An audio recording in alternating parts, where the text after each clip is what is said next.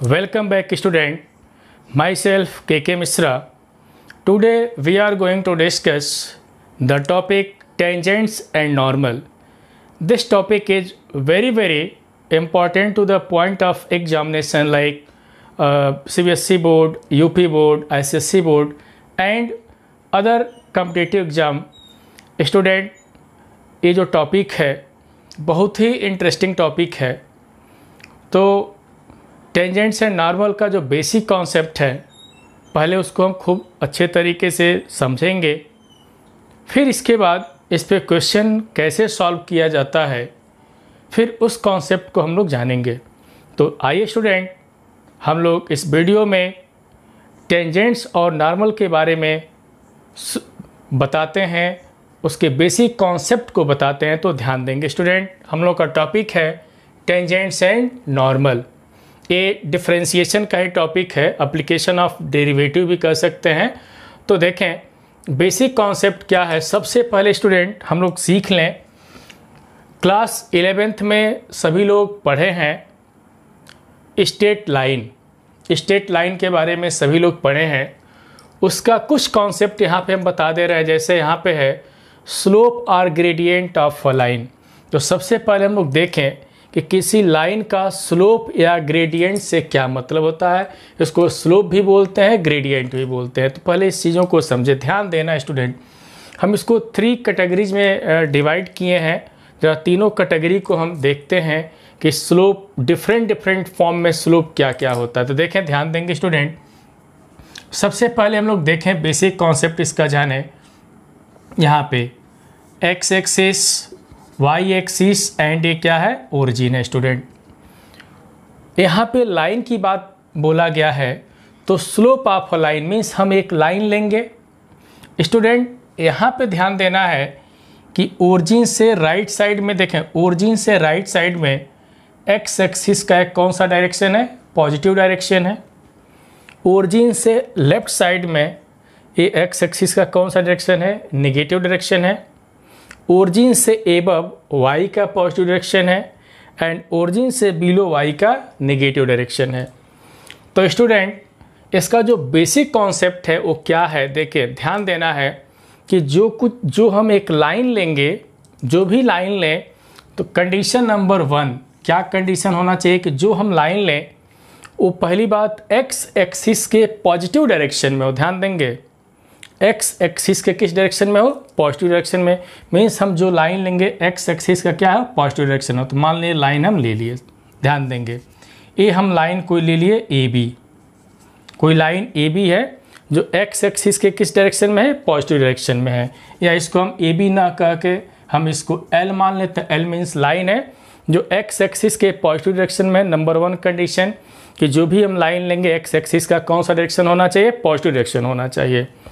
Second condition क्या है कि यह लाइन एक्स एक्सिस के पॉजिटिव डायरेक्शन के साथ जो एंगल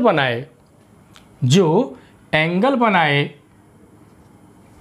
वो हमेशा किसमें मेजरमेंट होना चाहिए, एंटी क्लॉकवाइज सेंस में इसका क्या होना चाहिए, मेजरमेंट होना चाहिए। ध्यान देंगे, नंबर 1 एक्स एक्सिस का positive direction, number 2 x axis और लाइन के बीच में जो एंगल बन रहा है उसका मेजरमेंट हम किस में करेंगे, एंटी क्लॉकवाइज सेंस में हम मेजरमेंट करेंगे। और जिसको किस सिंबल से डिनोट कर रहे हैं, थीटा से। तो थीटा क्या है, इस लाइन का इंक्लिनेशन है किसके साथ, एक्स एक्सिस के पॉजिटिव डायरेक्शन के साथ।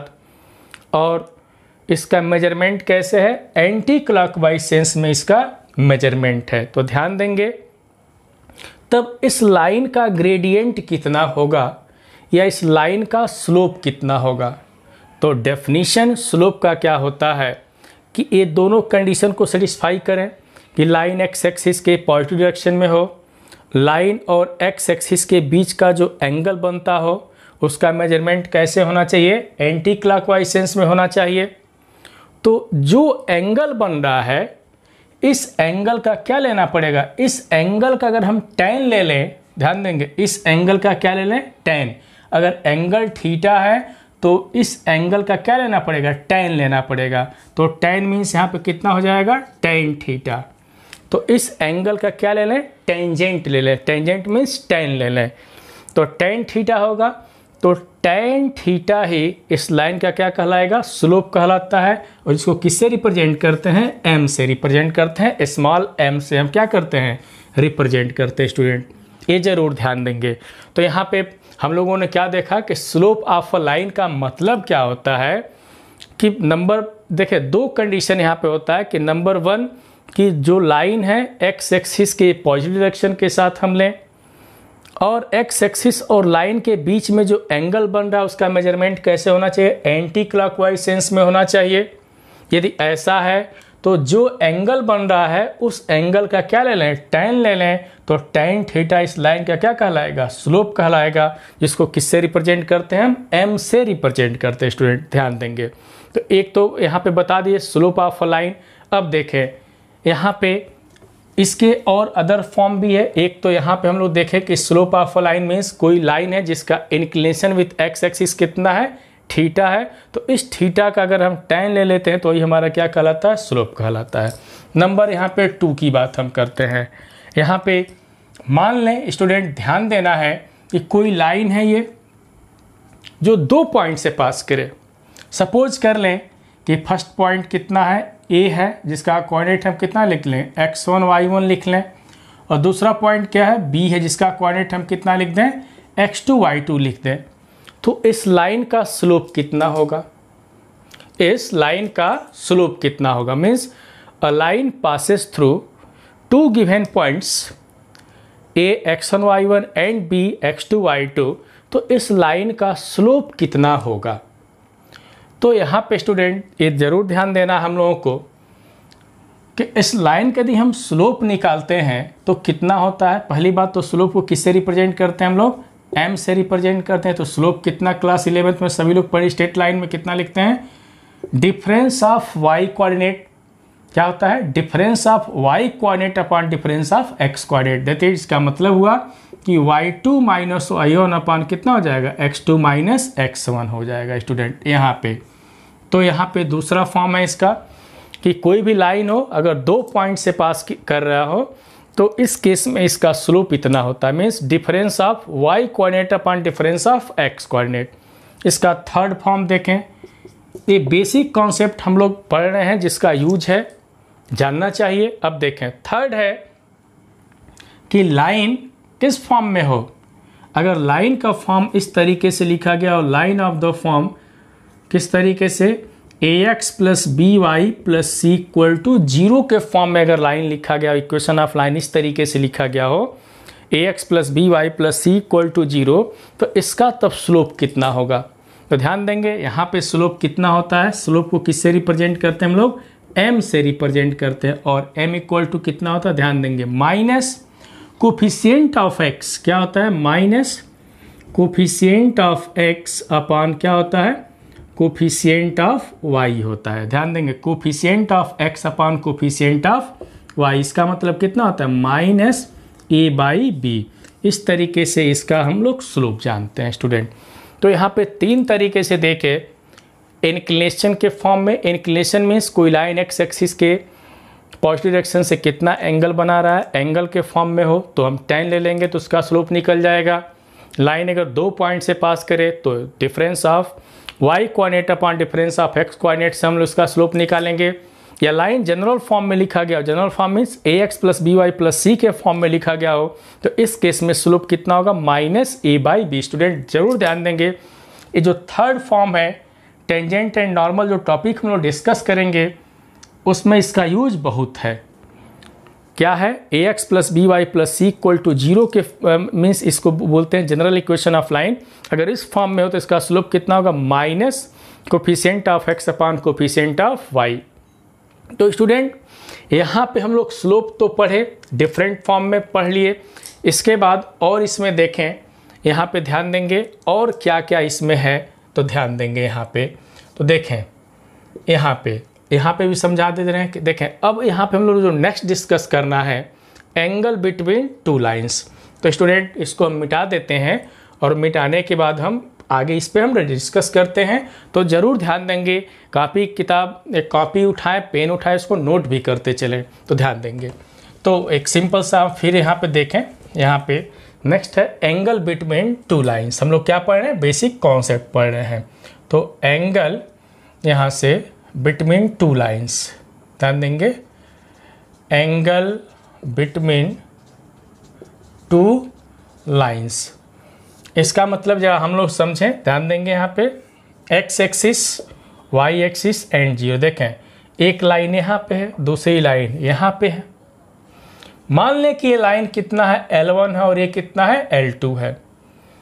अगर L1, ध्यान देंगे यहाँ पे, ध्यान देंगे, क्या ध्यान देना कि देखें दोनों लाइन, नंबर 1 कंडीशन क्या है, एक्स का पॉजिटिव डायरेक्शन ले रहे हैं और एंगल का मेजरमेंट हमेशा किस में लेंगे, एंटी क्लॉकवाइज सेंस में लेंगे।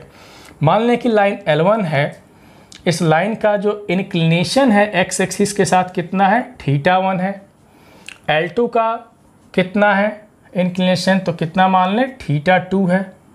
मेजरमेंट हमको कैसे करना है, तो देखें मेजरमेंट हमको कैसे करना है, एंटी क्लॉकवाइज सेंस में करना है। और ये जो दोनों लाइन है जिस पॉइंट पे कट कर रही हैं, इन दोनों के बीच का एंगल हम कितना मान लें, θ मान लें। अब देखें जब L1 का इंक्लिनेशन विद एक्स एक्सिस θ1 है, तो इस लाइन का स्लोप कितना होगा, जल्दी बताएं, इस लाइन का स्लोप कितना होगा। लाइन के स्लोप को हम किससे रिप्रेजेंट कर दें, M1 से रिप्रेजेंट कर दें। और L2 के स्लोप को किससे रिप्रेजेंट कर दें, हम M2 से रिप्रेजेंट कर दें। तो क्या होगा इसका, ये θ कितना होगा, तो सभी लोग क्लास 11th में पढ़े, हम लोग बेसिक कॉन्सेप्ट पढ़ रहे हैं, तो उस केस में थीटा के बारे में सभी लोग पढ़े होंगे। कितना, सबसे पहले पढ़े होंगे tan थीटा, और कितना होता है plus minus M1 minus M2 upon 1 plus क्या पढ़ेंगे, M1 इंटू M2। यहाँ पे हम प्रूफ नहीं दे रहे हैं, बेसिक चीज़ें बता दे रहे हैं, क्योंकि हम लोग को क्या पढ़ना है, टेंजेंट्स एंड नॉर्मल पढ़ना है। या इसको हम इस तरीके से भी लिख सकते हैं कि tan थीटा मॉड में भी लिख सकते हैं कितना, M1 minus M2 upon 1 plus M1 into M2 पढ़े होंगे। यहाँ पे देखें ये एंगल बिटवीन टू लाइंस की बात हम कर लिए।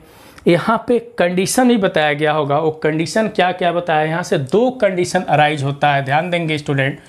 कौन कौन से, कि लाइन पैरेलल भी हो सकती हैं और लाइन एक दूसरे के परपेंडिकुलर भी हो सकती हैं। तो यहाँ से 2 कंडीशन पढ़े होंगे। कंडीशन कौन सा, कंडीशन ऑफ पैरेललिज्म। क्या पढ़े होंगे यहाँ पे, कंडीशन ऑफ पैरेललिज्म पढ़े होंगे। क्या पढ़ेंगे, कंडीशन ऑफ पैरेललिज्म। ये क्या होता है कंडीशन ऑफ पैरेललिज्म, ज़्यादा ध्यान देंगे स्टूडेंट, यहाँ पे ध्यान देंगे। देखें इसको हम लोग अच्छे तरीके से समझें, कंडीशन ऑफ पैरेललिज्म क्या होता है। यहाँ पे देखें कि ये 2 लाइन है स्टूडेंट, कितनी लाइनें हैं, 2 लाइन है। कंडीशन ऑफ पैरेललिज्म का मतलब कि ये 2 लाइन अगर एक दूसरे क्या हो जाए, पैरेलल हो जाए। देखें ये 2 लाइन एक दूसरे क्या है, पैरेलल है। एंगल कब फॉर्म होता है किसी लाइन, कोई लाइन में एंगल कब आता है, कि जब लाइन एक दूसरे को इंटरसेक्ट करे तब एंगल। लेकिन लाइन जब एक दूसरे को इंटरसेक्ट करेगा ही नहीं, अगर लाइन पैरेलल हो जाए, देखें लाइन क्या हो जाए, पैरेलल, जैसे ट्रेन की पटरी है, पैरेलल होता है, तो इन दोनों के बीच में कितना एंगल बनेगा। जब तक एक दूसरे को कट नहीं करेगा तब तक हम एंगल डिफाइंड ही नहीं कर पाएंगे। तो इन दोनों के बीच का एंगल कितना होगा, तो 0 डिग्री मान के चलें कि 0 डिग्री है, मानना क्या, देख भी सकते हैं 0 है, क्योंकि लाइन क्या है, पैरेलल है। तो चलिए ये लाइन जब पैरेलल, तो दोनों के बीच का एंगल कितना होगा, 0 होगा, तो समझा जाए। तो जब लाइन पैरेलल होगा तो इस केस में थीटा कितना हो जाएगा, 0 हो जाएगा। और जब थीटा 0 होगा तो tan थीटा भी कितना हो जाएगा, 0 हो जाएगा, देख सकते हैं यहाँ पे। तब यहाँ पे हम tan थीटा 0 रखें तो सिंप्लीफिकेशन के बाद हमको क्या मिलेगा, देखें M1 माइनस कितना मिलेगा, M1 minus M2 equal to 0 implies M1 equal to M2 हमको यहाँ से मिलेगा। स्टूडेंट घबराने वाली बात बिल्कुल नहीं है। M1 इक्वल टू M2 ये क्या शो कर रहा है, ये शो कर रहा है, देखें हम ये शो कर रहा है एक्स एक्सिस वाई एक्सिस, अगर 2 लाइन पैरेलल है, ये लाइन देखें पैरेलल है, तो जब 2 लाइन पैरेलल है तो 100% है कि दोनों का स्लोप m क्या रिप्रेजेंट करता है, स्लोप। तो अगर हम इस लाइन को L1 कह दें, इस लाइन को हम क्या कह दें, L2 कह दें, और यहाँ पे इसका इंक्लिनेशन θ1 है, इसका कितना है, θ2 है, जब ए लाइन पैरेलल है हम क्या लिख दिए कि L1 is parallel to L2, तो इस केस में क्या मिलेगा कि दोनों का जो स्लोप होगा, याद भी रखेंगे, हमेशा याद रखेंगे, दोनों लाइन का जो स्लोप होगा वो हमेशा क्या होगा, इक्वल होगा। क्या होगा, इक्वल होगा। Means if two lines are parallel their slope of equal. अगर दो लाइन पैरेलल है तो उसके स्लोप भी क्या होंगे, इक्वल होंगे। उल्टा भी समझना है कि अगर किसी लाइन का स्लोप इक्वल आ जाए तो दोनों लाइन क्या होंगी, पैरेलल हो जाएंगी। इसके बाद एक कंडीशन और भी सभी लोग पढ़े होंगे, कंडीशन ऑफ परपेंडिकुलरिटी पढ़ेंगे। क्या पढ़ेंगे, देखें, कंडीशन ऑफ परपेंडिकुलरिटी पढ़े होंगे, ध्यान देंगे, परपेंडिकुलरिटी पढ़े होंगे। क्या पढ़ेंगे, कंडीशन ऑफ परपेंडिकुलरिटी। एक कंडीशन ऑफ परपेंडिकुलरिटी होता क्या स्टूडेंट, फिर हम यहाँ पे समझाएंगे। मेरे पास ये पेन है, देखें, कंडीशन ऑफ परपेंडिकुलरिटी मीन्स जब लाइन एक दूसरे के क्या हो जाए, परपेंडिकुलर। ध्यान देंगे यहाँ पे परपेंडिकुलर हो गया कि नहीं, एक लाइन है इसी के क्या है, परपेंडिकुलर है। तो जब एक दूसरे के परपेंडिकुलर हो जाए तो कौन सा कंडीशन होगा, तो इस बात को हम लोग को समझना है। तो देखें, जब परपेंडिकुलर हो जाए, यहाँ पे एक बार और देखें, जब ये लाइन परपेंडिकुलर हो जा रहा है, यहाँ पे देखने वाली बात है। तो देखें कि जब लाइन परपेंडिकुलर, दोनों के बीच का एंगल कितना हो जाएगा, 90 डिग्री होगा, क्योंकि लाइन एक दूसरे क्या है, परपेंडिकुलर, तो दोनों के बीच का एंगल कितना होगा, 90 डिग्री हो जाएगा।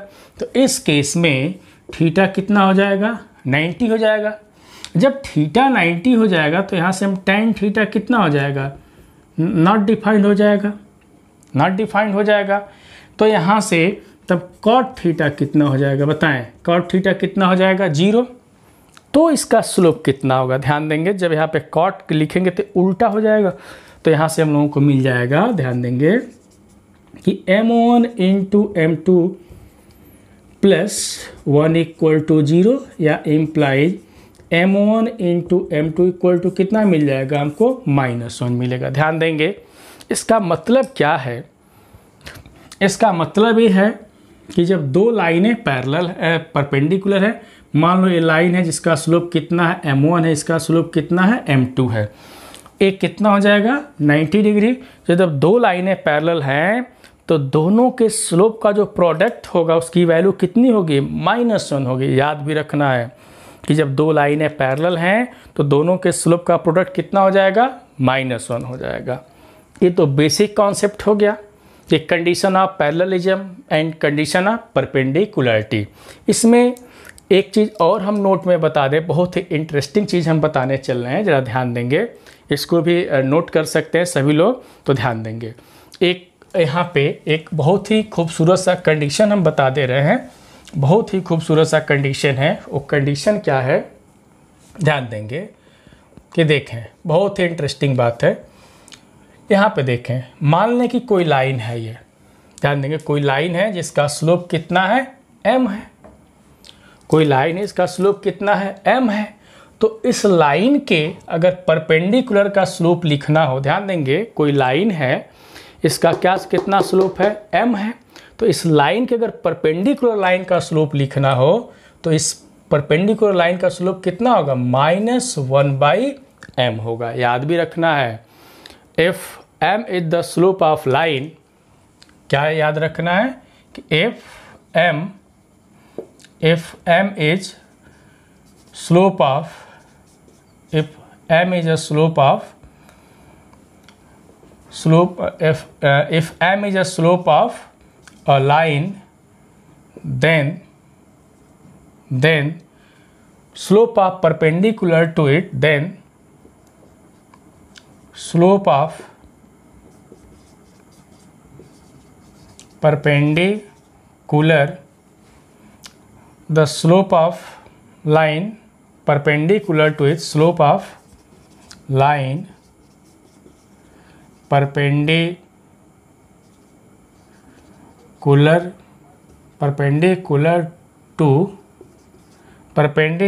to it इज कितना हो जाएगा, -1/m होगा। स्टूडेंट ध्यान देना है, क्या लिखे है, किस बात को याद रखना है कि if m is a slope of a line, then slope of line perpendicular to as कितना होगा, -1/m m होगा। याद रखेंगे इसको, बहुत इंटरेस्टिंग चीज़ डायग्राम में ही बता दिए हैं कि कोई लाइन इसका स्लोप m है तो उसके परपेंडिकुलर लाइन का स्लोप कितना होगा, -1/m होगा। ये तो जो कुछ भी हम बताए ये बेसिक कॉन्सेप्ट है। ये कहाँ से लिया गया है, लाइन से लिया गया है, स्ट्रेट लाइन से लिया गया है। अब हम अपने टॉपिक पे पहुँचते हैं। हम लोग का जो टॉपिक है वो क्या है, टेंजेंट्स एंड नॉर्मल। तो चलिए अब हम टेंजेंट्स एंड नॉर्मल की शुरुआत करते हैं। तो ध्यान देंगे तो इसको हम मिटाते हैं और टेंजेंट्स एंड नॉर्मल का कॉन्सेप्ट क्या है उसको हम लोग समझेंगे। तो फटाफट हम लोग देखते हैं। तो बहुत ही इंटरेस्टिंग टॉपिक है स्टूडेंट, ध्यान देंगे। आजकल गर्मी बहुत ज़्यादा है तो सभी लोग पढ़ाई भी करें और कोरोना काल तो चल ही रहा है तो मजबूरी है भाई पढ़ना और आगे बढ़ना है। तो गर्मी और कोरोना तो देखना ही नहीं है, बस ये है कि डिस्टेंस मेंटेन करके सभी लोग मस्ती से पढ़ाई करें और एंजॉय भी करते रहें। चलिए तो हमारा जो टॉपिक है वो क्या है, टेंजेंट्स एंड नॉर्मल। तो सबसे पहले हम लोग जाने कि टेंजेंट्स एंड नॉर्मल में अभी तक तो स्लोप ऑफ लाइन पढ़े, तो स्लोप ऑफ टेंजेंट्स की बात हम करेंगे। स्लोप ऑफ टेंजेंट्स की हम बात करेंगे, फिर स्लोप ऑफ नॉर्मल की बात करेंगे। तो देखें slope of tangents and normal. तो सबसे जो फर्स्ट टॉपिक हम लोग डिस्कस करने चल रहे हैं वो क्या है, यहाँ पे स्लोप ऑफ टेंजेंट्स की हम बात कर रहे हैं। यहाँ पे देखें स्लोप ऑफ टेंजेंट्स की हम बात करेंगे, फिर स्लोप ऑफ नॉर्मल की हम बात करेंगे। तो स्टूडेंट क्यों ना इसको हम बहुत ही अच्छे तरीके से एक डायग्राम से समझें हम कि स्लोप ऑफ टेंजेंट्स होता क्या है। तो स्टूडेंट पहले समझा जाए, बहुत ज़्यादा लिखने की नीड नहीं है, हम बता रहे हैं, ध्यान देंगे। मान लें कि x एक्सिस है, ये क्या है, y एक्सिस है और हमारा ओरिजिन है। सपोज कर लें कि कोई कॉन्टिन्यूअस कर्व है, ये क्या है, कोई कॉन्टिन्यूअस कर्व है और इस कर्व पे एक हम पॉइंट सपोज कर लें कि ये पॉइंट हम P ले रहे हैं। क्या ले रहे हैं, P ले रहे हैं। तो इस P से होता हुआ एक इस तरीके का लाइन ड्रा करें जो लाइन सिर्फ इस P को इस कर्व के किसी एक पॉइंट पे, ध्यान देंगे, कर्व के किसी एक पॉइंट पे क्या करता हो, सिर्फ टच करे। एक हम क्या ड्रा करने चल रहे हैं, लाइन। तो हम एक लाइन ड्रा कर दे रहे हैं। देखें ध्यान देना है, एकदम ध्यान देना है। यहाँ पे मान लें कि ये लाइन है जो इस कर्व को बहुत खूबसूरती से समझना है। इस कर्व को इस पॉइंट P पे क्या कर रहा है, सिर्फ और सिर्फ टच कर रहा है। मीन्स हम कह सकते हैं P कैसा पॉइंट है, P is the contact of curve and line. Contact point है, P क्या कर रहा है, जो P एक ऐसा पॉइंट है जो कर्व और लाइन से क्या कर रहा है, सिर्फ कॉन्टेक्ट पॉइंट इसको बोलते हैं। तो लाइन द्वारा और कर्व से जहाँ पे टच कर रहा है वो हमारा उसी को क्या मान लिए, P मान लिए हैं। तो देखें स्टूडेंट, तो जो लाइन की हम बात किए यहाँ पे, ये जो लाइन है कर्व को सिर्फ क्या किया, टच किया, वो भी सिर्फ एक यूनिक पॉइंट पे P पे।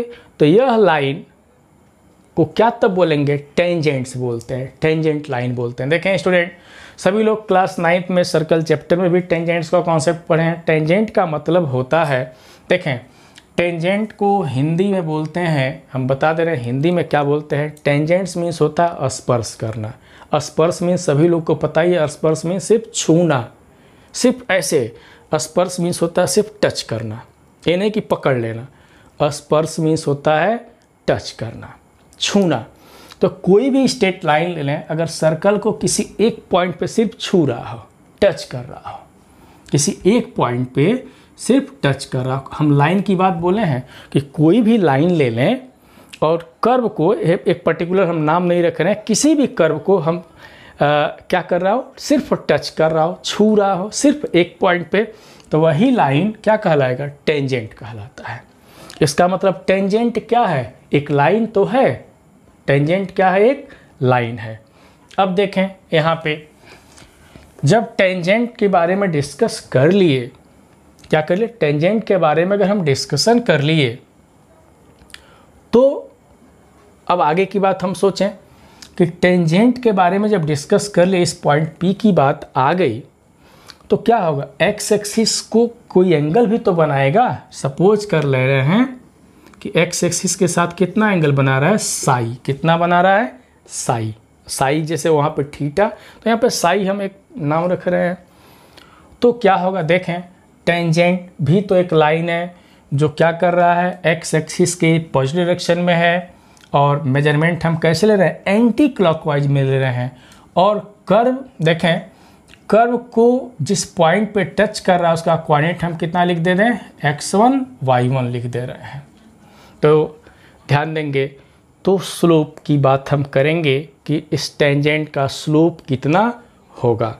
तो स्लोप, यहाँ स्लोप की अगर हम बात करें तो स्टूडेंट डिफरेंशियबिलिटी जो टॉपिक पढ़े हैं, डिफरेंशियबिलिटी में हम पढ़ा चुके हैं स्लोप के बारे में।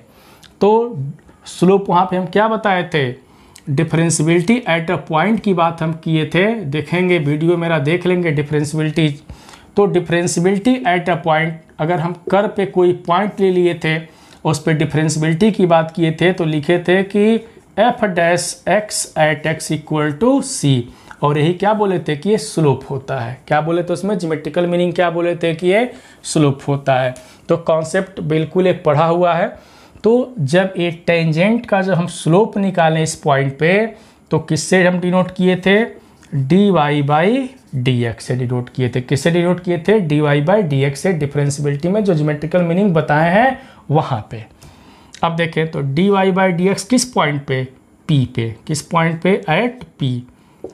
तो ये कितना होगा, ये कितना होगा, स्लोप की बात किए तो m, m के इक्वल होगा, किसके इक्वल होगा, m के। और m का मतलब क्या होता है, m अभी बेसिक कॉन्सेप्ट बताया है कि m का मतलब क्या होता है। m का मतलब होता है tan। tan किसका, जो लाइन एक्स एक्सिस से कितना एंगल बना रहा है उसका। तो कितना एंगल बना रहा है, साई। तो इस साई का tan, तो कितना होगा, tan साई। तो यही हमारा क्या हो जाता है, स्लोप हो जाता है। स्टूडेंट ध्यान देंगे, तो स्लोप ऑफ टेंजेंट का मतलब कि कोई लाइन है, कर्व को अगर एक यूनिक पॉइंट पे टच कर रहा है तो वही लाइन हमारा क्या कहलाता है, टेंजेंट कहलाता है। और जब भी इसके स्लोप की बात करेंगे, मीन्स यह लाइन एक्स एक्सिस के पॉजिटिव डायरेक्शन में एंटी क्लॉकवाइज सेंस में कितना एंगल बना रहा है, मीन्स उसी को हम किससे डिनोट करते हैं, d y by d x से। तो d y by d x at p equal to कितना होता है, tan साई होता है। स्टूडेंट ध्यान देंगे, इसको हम tan साई मीन्स क्या, m की हम बात बोल दिए। अब देखें ये तो स्लोप ऑफ टेंजेंट की बात हम बोल दिए। अब देखें यहाँ से और क्या क्या, यहाँ से और हम लोग डिस्कशन भी कर सकते हैं। देखें यहाँ पे क्या क्या डिस्कशन कर सकते हैं कि यदि साई क्या हो जाए, जीरो हो जाए। यहाँ पे साई की वैल्यू हम क्या कर दें, जीरो कर दें। ध्यान देंगे, यहाँ पे साई की वैल्यू जीरो कर दें हम। अगर साई जीरो हो जाए तो यहाँ पे tan साई कितना हो जाएगा, जीरो हो जाएगा। जब साई जीरो तो tan साई जीरो, और जब tan साई जीरो हो गया तो यहाँ से d y by d x at p भी कितना हो जाएगा, जीरो हो जाएगा।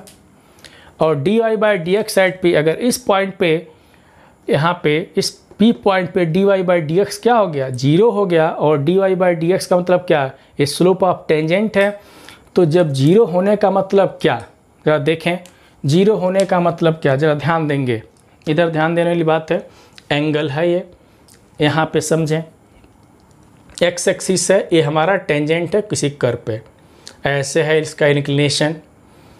ए देखें, ए इंक्लिनेशन है, साई एंगल बना रहा है।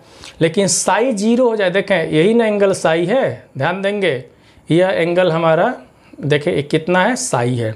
हम कह रहे हैं कि साई जीरो कर दें, तो जीरो कब होगा, देखें जब साई जीरो कब होगा कि लाइन ऐसे ऐसे ऐसे, देखें इस तरीके से साई यहाँ पे जीरो आ गया, मीन्स लाइन कोइंसाइड कर जाएगा ऐसे, तभी तो साई जीरो हो जाएगा।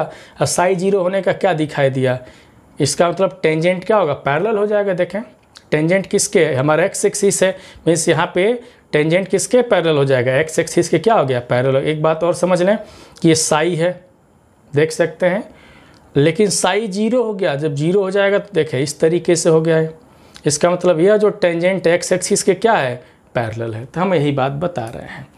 तो देखें ये हमारा टेंजेंट है, और जब ही टेंजेंट एक्स एक्सिस से साई एंगल बना रहा है, तो जब ही साई जीरो होगा तो देखें ऐसे हो जाएगा, ऐसे हो गया, means tangent is parallel to x axis. Means यहाँ पे हम कह सकते हैं कि tangent at p is parallel to x axis. तो यहाँ से क्या हम लोगों को मिला, यहाँ से कह सकते हैं कि टेंजेंट एट, देखें tangent at p is parallel to, क्या मिला हमको, एक्स एक्सिस मिला।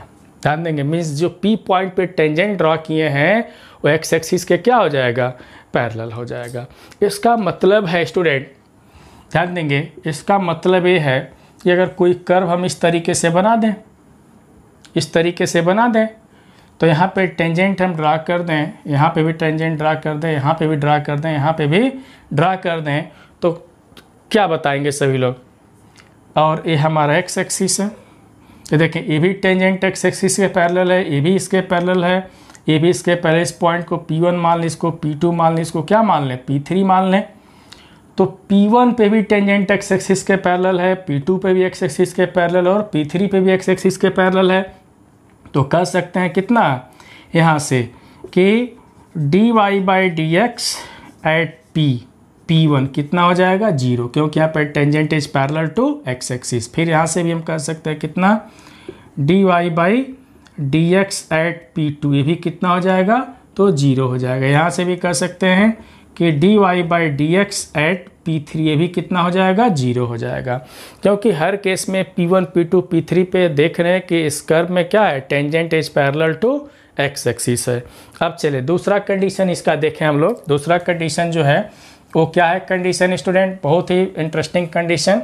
अब देखें सेकेंड कंडीशन। सेकेंड कंडीशन ये है कि अगर हम साई को कितना कर दें, 90 डिग्री कर दें। अगर यहाँ पे साई 90 डिग्री हो जाता है तो यहाँ पे tan 90 कितना हो जाएगा, मीन्स tan साई यहाँ पे कितना हो जाएगा, नॉट डिफाइंड। नॉट डिफाइंड का मतलब यहाँ पे cot साई की वैल्यू कितनी हो जाएगी, 0। cot साई कितना हो जाएगा, 0।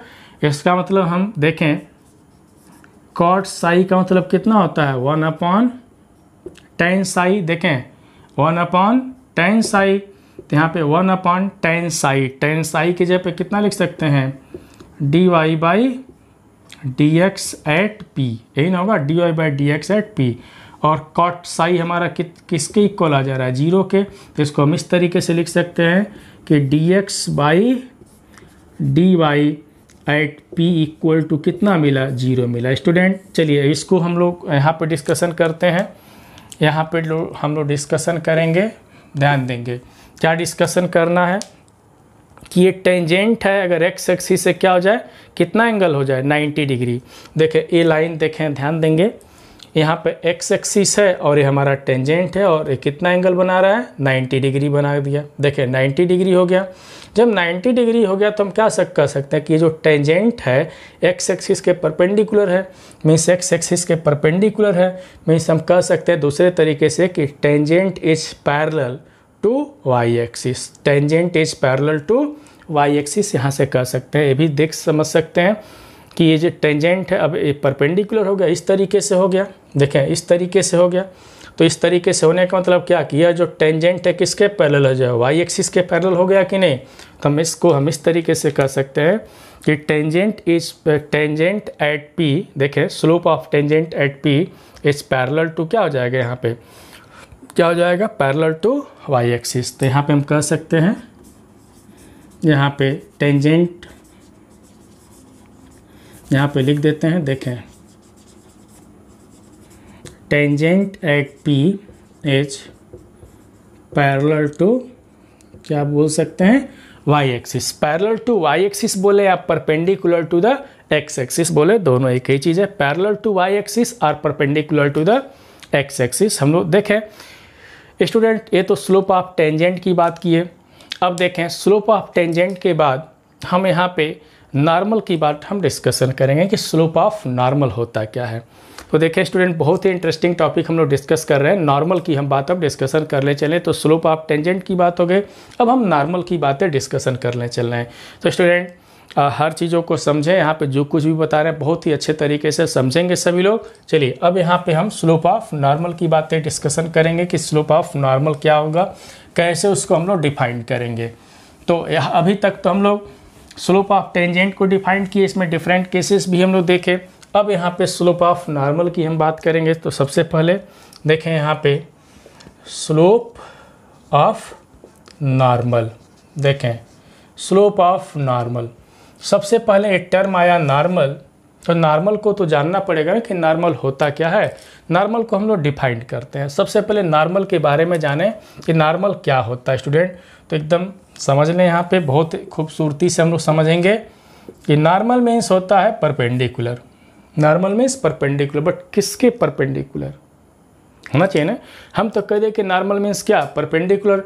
क्वेश्चन अराइज होता है परपेंडिकुलर मीन्स किसके परपेंडिकुलर, तो टेंजेंट के परपेंडिकुलर। देखें यहाँ पे नॉर्मल, नॉर्मल मीन्स क्या होता है, यहाँ पे होता है परपेंडिकुलर।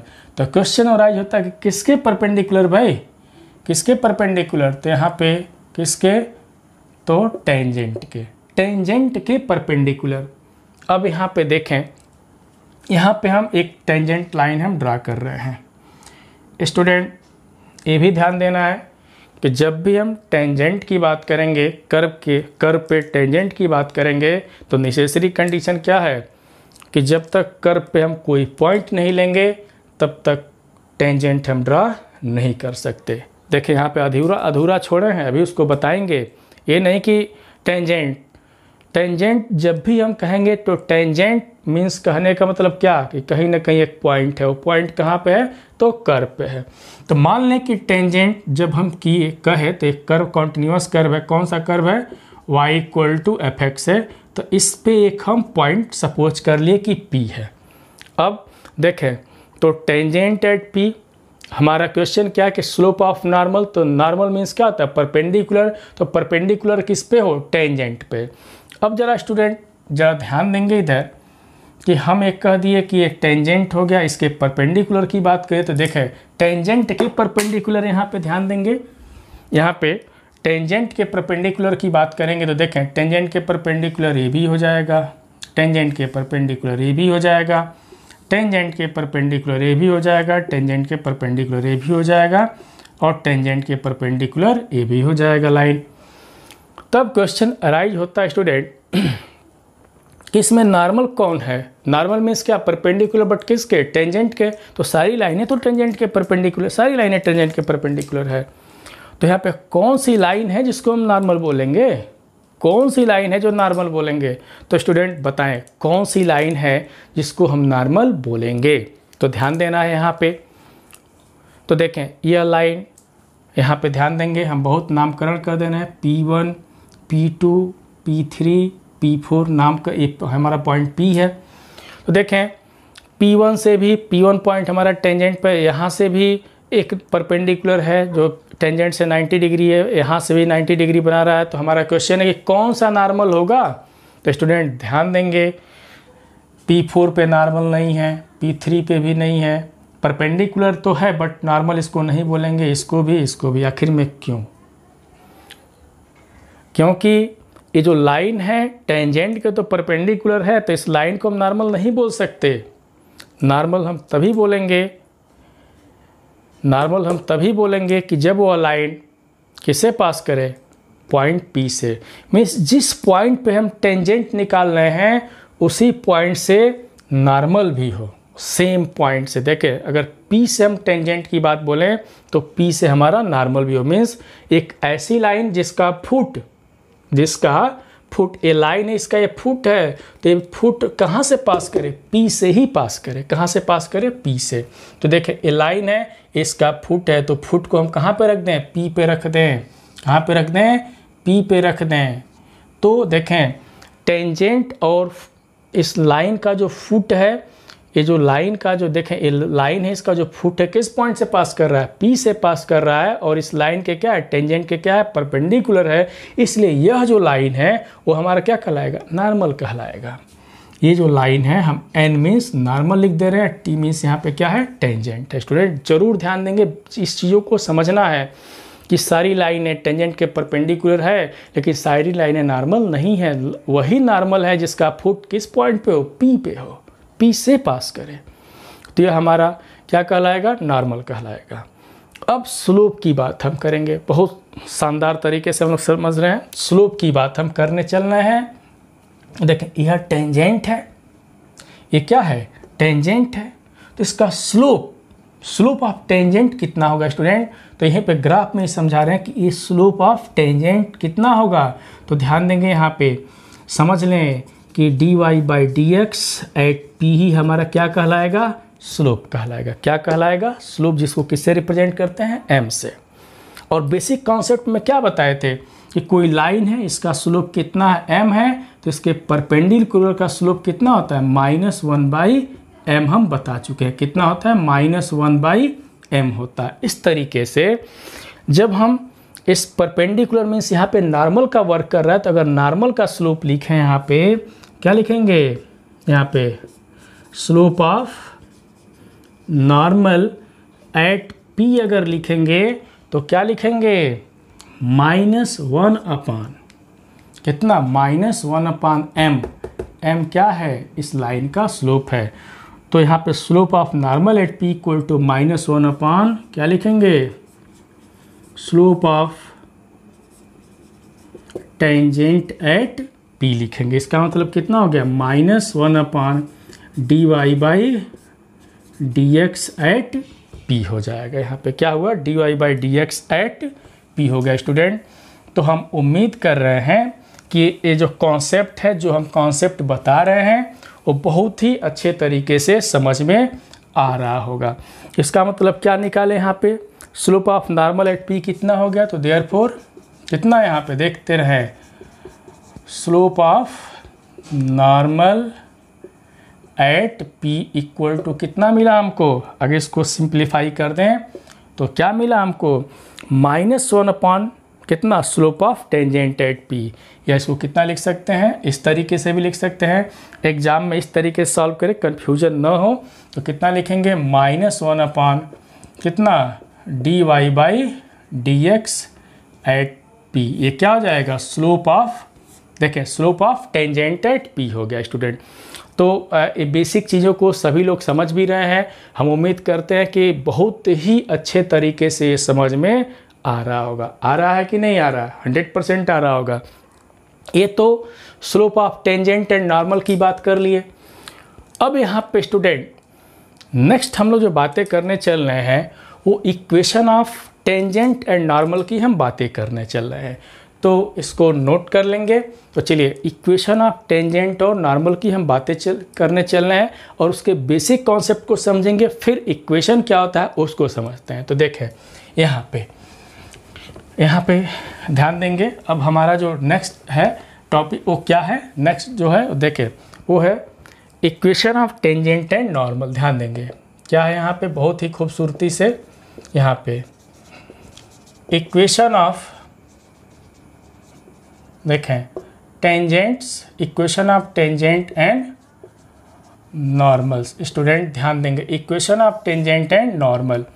तो इक्वेशन ऑफ टेंजेंट और नॉर्मल की हम बात करते हैं, इक्वेशन ऑफ टेंजेंट से नॉर्मल की हम बात करते हैं। जरा इस चीज़ों को समझाया जाए स्टूडेंट, फिर हम लोग क्यों हम बार बार कहते हैं कि मेरा पढ़ाया हुआ वीडियो याद करने की ज़रूरत नहीं है, कॉन्सेप्ट को समझें।